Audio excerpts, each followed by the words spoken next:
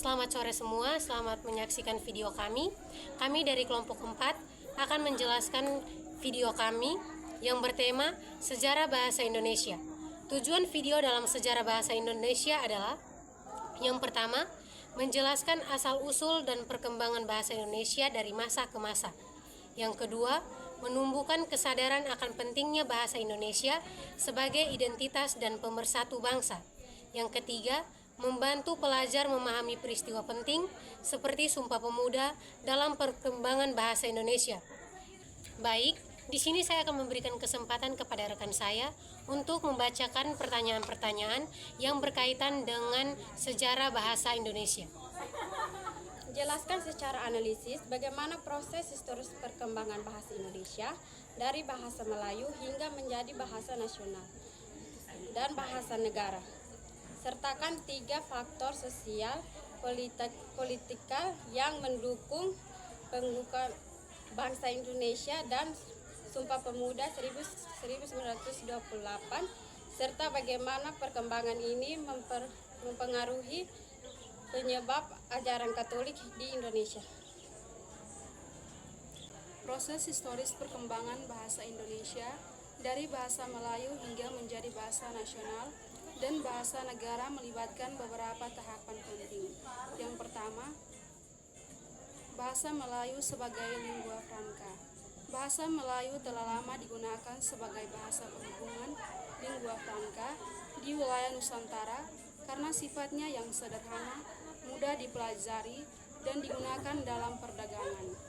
Yang kedua, peran Sumpah Pemuda 1928. Sumpah Pemuda pada tanggal 28 Oktober 1928 menjadi tonggak penting dengan diikrarnya bahasa Indonesia sebagai bahasa persatuan. Yang ketiga, pengukuhan sebagai bahasa nasional. Setelah kemerdekaan, bahasa Indonesia resmi menjadi bahasa nasional dan bahasa negara. Dilanjutkan 3 faktor sosial politik yang mendukung pengukuhan bahasa Indonesia dalam Sumpah Pemuda 1928. Yang pertama, kesadaran nasional. Adanya kesadaran akan identitas nasional yang sama di antara berbagai kelompok etnis dan budaya di Indonesia. Yang kedua, peran kaum intelektual. Para intelektual dan tokoh pergerakan nasional mempromosikan bahasa Indonesia sebagai alat pemersatu. Yang ketiga, dukungan media dan pendidikan. Media massa dan sistem pendidikan memainkan peran penting dalam menyebarluaskan dan membakukan bahasa Indonesia. Hubungan antara peran materi sejarah bahasa Indonesia dengan aktivitas calon guru pendidikan agama Katolik. Hubungan antara materi sejarah bahasa Indonesia dan aktivitas calon guru pendidikan agama Katolik sangat erat dan saling mendukung dalam pembentukan kompetensi seorang pendidik. Berikut penjelasannya. Yang pertama, materi sejarah. Pemahaman konteks, mempelajari sejarah gereja, perkembangan teologi, dan tokoh-tokoh penting dalam agama Katolik, membantu guru memahami konteks ajaran agama. Ini memungkinkan mereka menjelaskan ajaran tersebut secara lebih mendalam dan relevan dengan perkembangan zaman. Yang kedua, bahasa Indonesia. Komunikasi efektif, kemampuan berbahasa Indonesia yang baik, sangat penting bagi guru untuk berkomunikasi secara efektif dengan siswa, orang tua, dan masyarakat. Guru harus mampu menyampaikan materi pelajaran dengan jelas, mudah dipahami, dan menarik. Yang ketiga, aktivitas calon guru.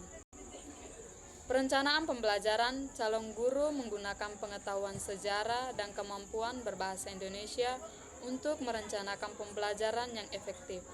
Mereka memilih materi yang relevan, menyusun tujuan pembelajaran yang jelas, dan merancang kegiatan pembelajaran yang menarik. Kesimpulannya adalah, bagi calon guru pendidikan agama Katolik, sejarah bahasa Indonesia bukan sekedar pengetahuan teoritis, melainkan fondasi praktis untuk menjadi pendidik yang efektif, inklusif, dan relevan dalam konteks Indonesia.